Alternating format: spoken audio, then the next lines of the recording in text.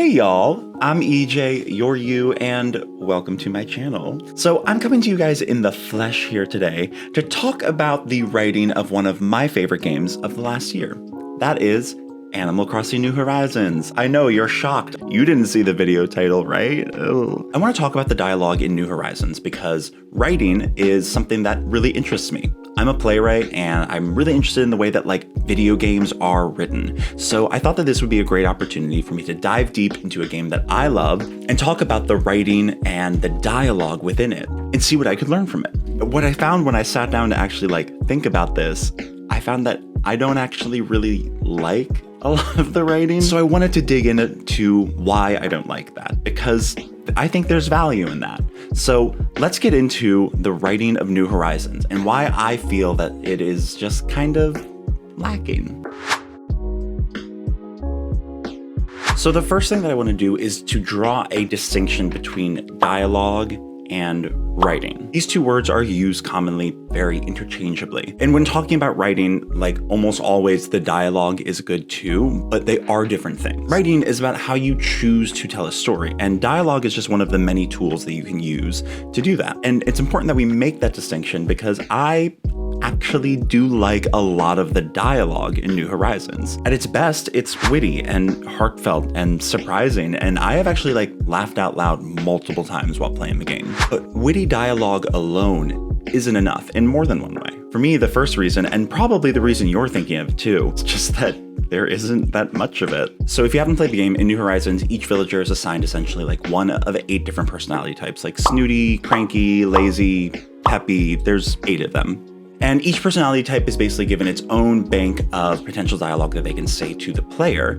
And that way, for the writers, they only have to write 8 characters as opposed to 397 characters, which is how many villagers there are in Animal Crossing. Now, given that there are usually 10 villagers on an island and there's only 8 personality types, I mean, there's bound to be some duplicate personality types and thus duplicate pieces of dialogue.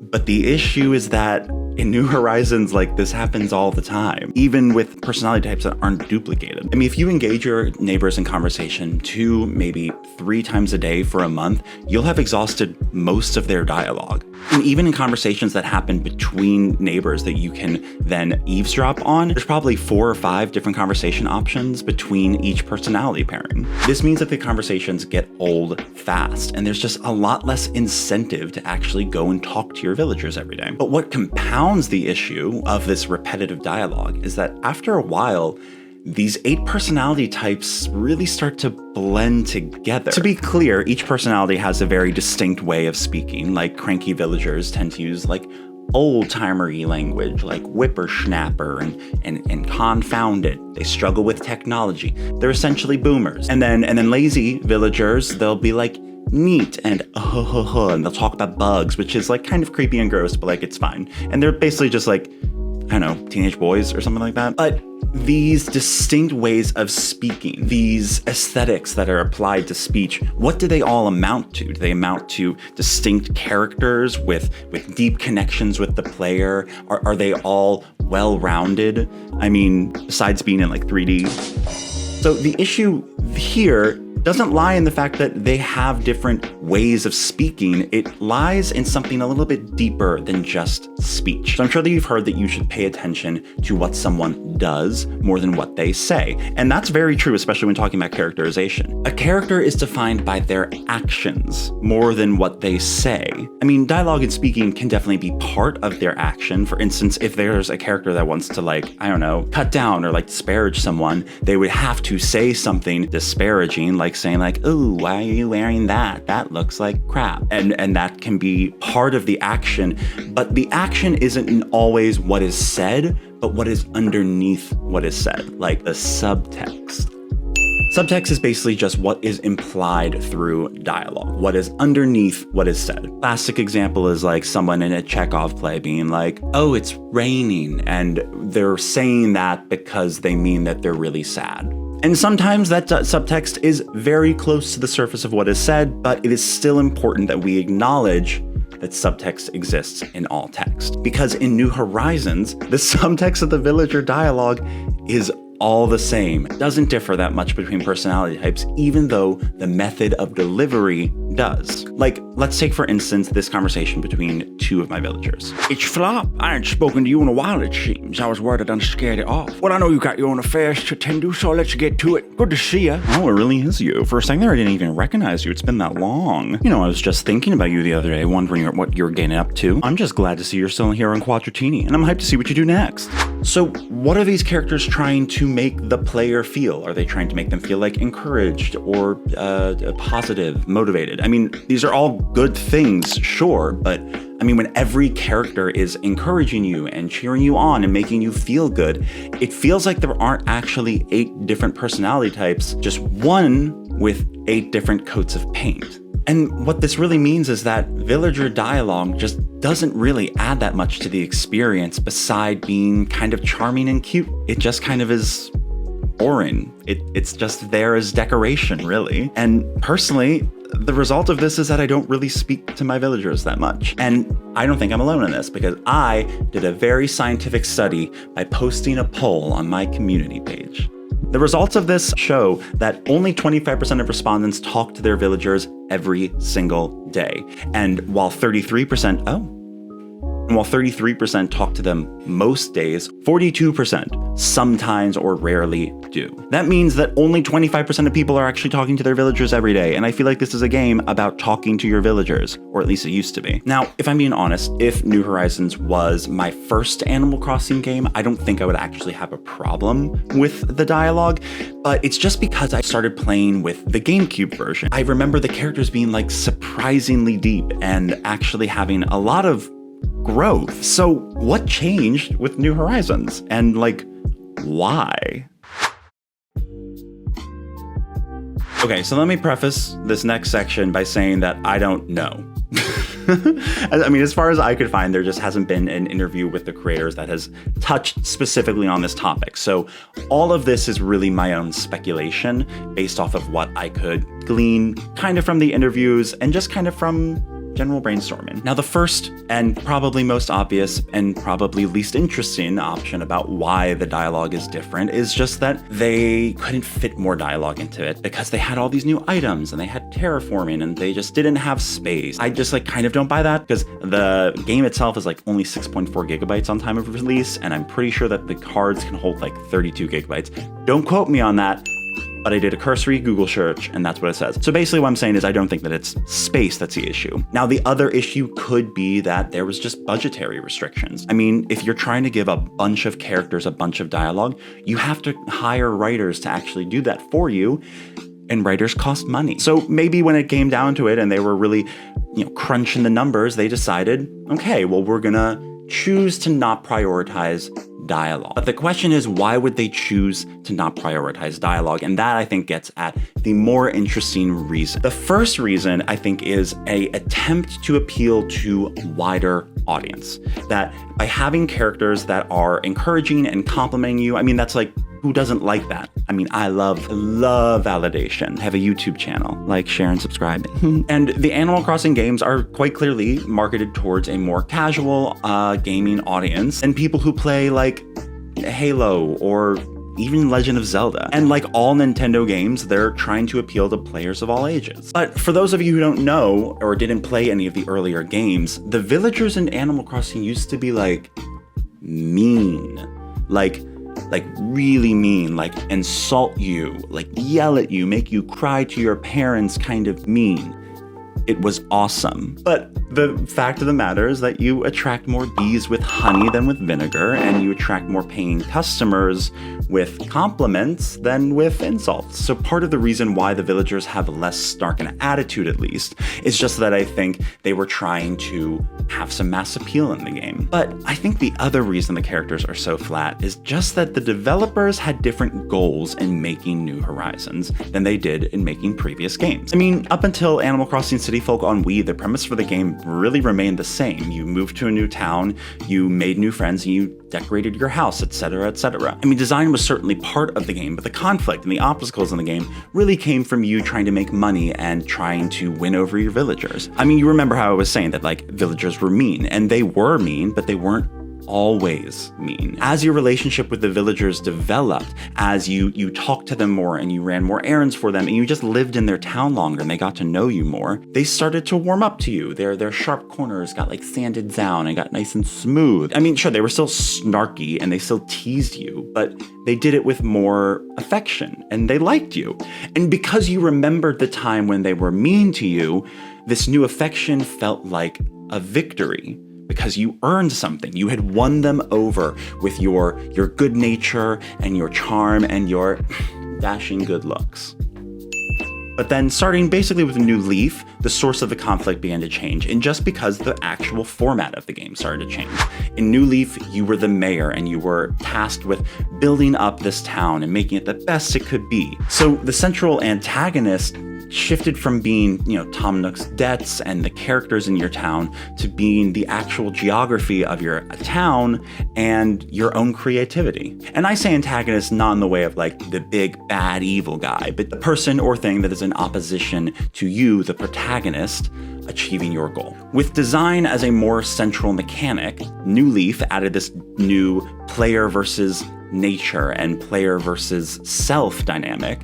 In addition, I would say the player versus villager dynamic. But now that brings us to New Horizons. And in that game, the player versus self and player versus world conflicts became front and center. As the tamer of this untouched island, design became the foremost goal and objective for players. The entire early game of New Horizons centers around you designing and sprucing up your town to get it to that coveted 3-star position so you can have Tom Nook's crush, KK Slider, come and perform a concert. And after you get that, you get terraforming, and then all of the world opens up into this endless possibilities limited only by the items that they have in the game, the actual restrictions that terraforming has, and your own creativity. But where do the other villagers fall in this conflict? I mean, in New Horizons, the villagers aren't really a source of conflict at all. I mean, in the early game, they help you and they have these like admittedly delightful interactions where they give you items to help you spruce up the town to get KK Slider here. So in that way, they're kind of cast as supporting characters in your fight against the environment and your creativity.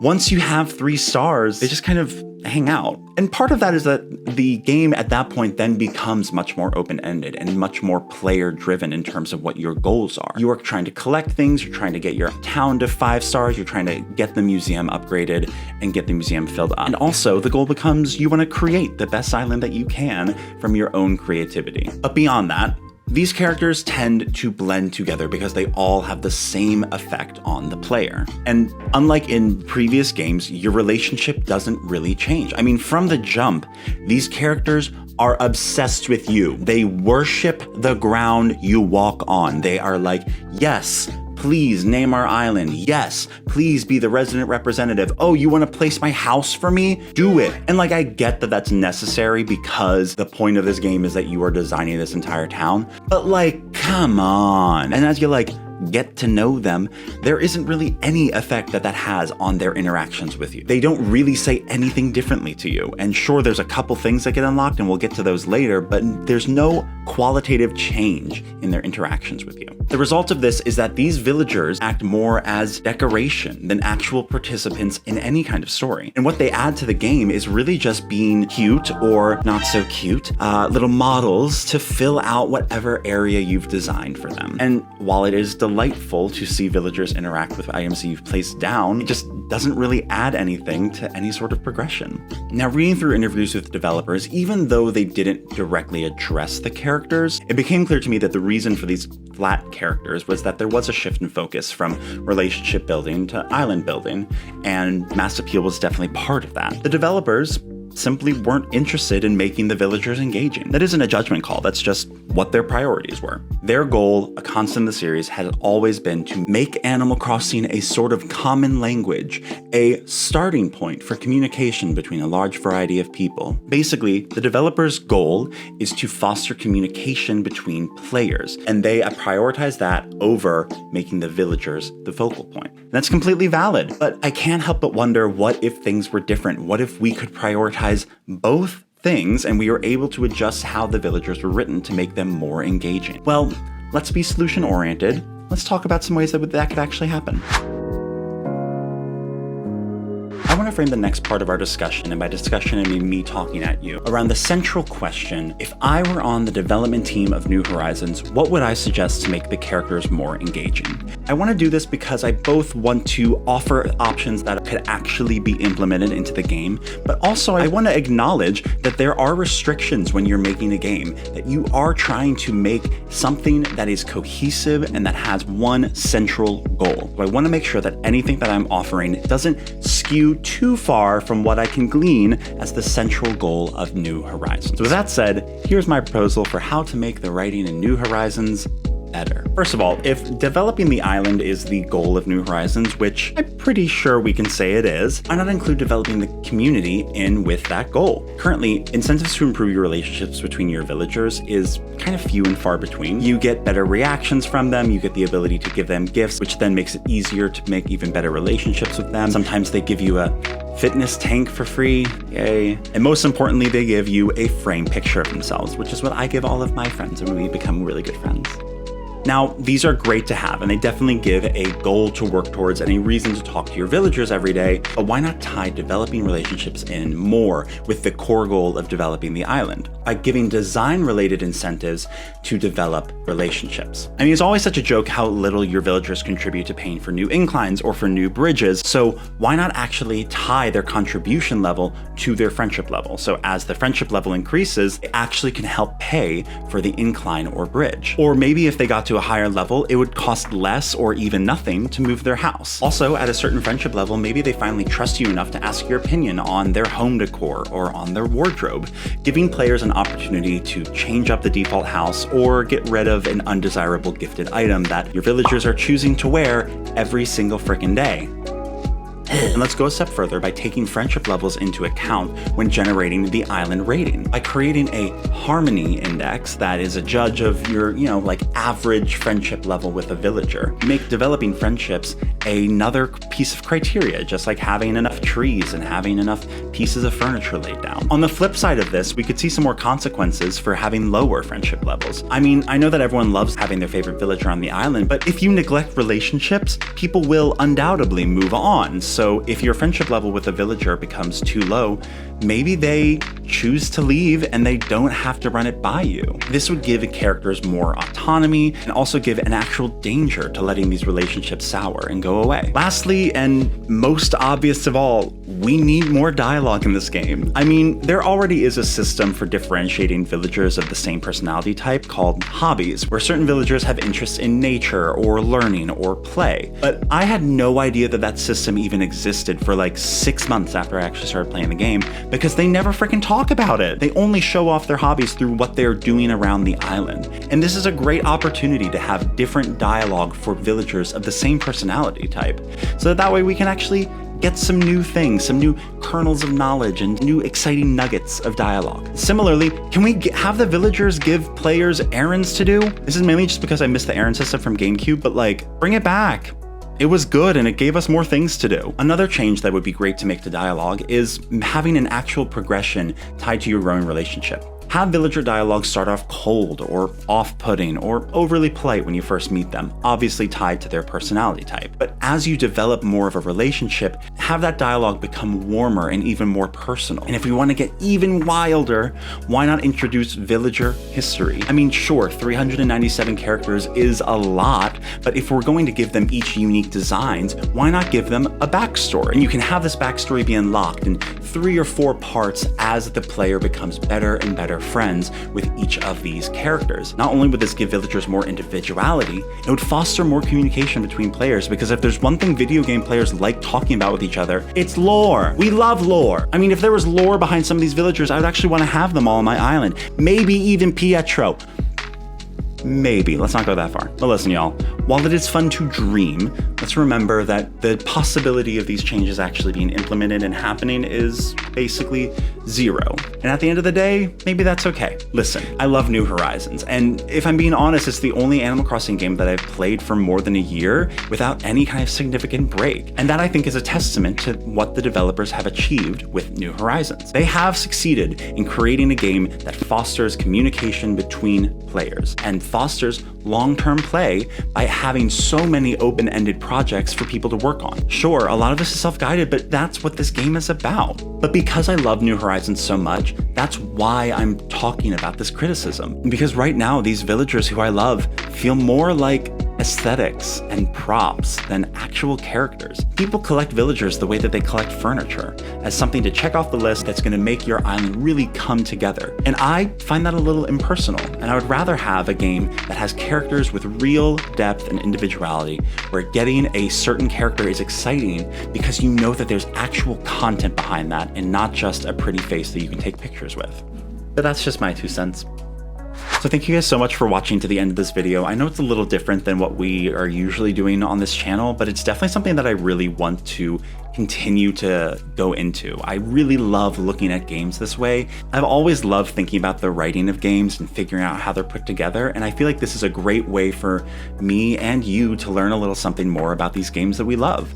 So if there's a game that you want me to look at the writing and you would love for me to experience and learn a little bit more about and maybe teach you a little something about, let me know in the comments down below, and I will definitely consider making this a series that isn't just about Animal Crossing. But if you do like Animal Crossing, or if you like this video or anything like that, make sure you hit that subscribe button because come and hang out. And thank you, of course, to my Baes, my members, for making all of this possible. And I will see you guys in the next video. And remember, stay hydrated.